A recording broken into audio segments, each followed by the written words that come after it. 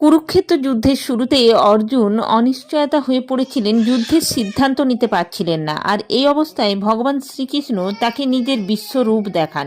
শ্রীকৃষ্ণ অর্জুনকে এক ঐশ্বরিক দৃষ্টি দান করেন, যার ফলে অর্জুন কৃষ্ণের বিশ্বরূপ দেখতে পান। এই বিশ্বরূপ ছিল অতি বিশাল, অগণিত মুখ, হাত, চোখ আকারের সমন্বয়ে গঠিত। এতে মহাবিশ্বের সমস্ত প্রাণী এবং তার সৃষ্টিও দেখা যায়।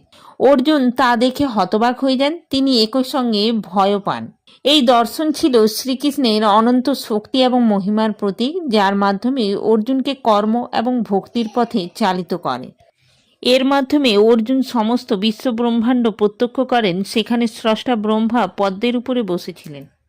বাল্যকালেও যখন শ্রীকৃষ্ণ মাটি খেয়েছিলেন, মাতা যশোদা তাকে বারণ করেছিলেন মাটি খেতে। সেই সময়ও কৃষ্ণ তার মুখের ভেতরে সমগ্র বিশ্বব্রহ্মাণ্ড মাতা যশোদাকে দেখিয়েছিলেন। তা দেখে যশোদা হতবাক হয়ে গিয়েছিলেন।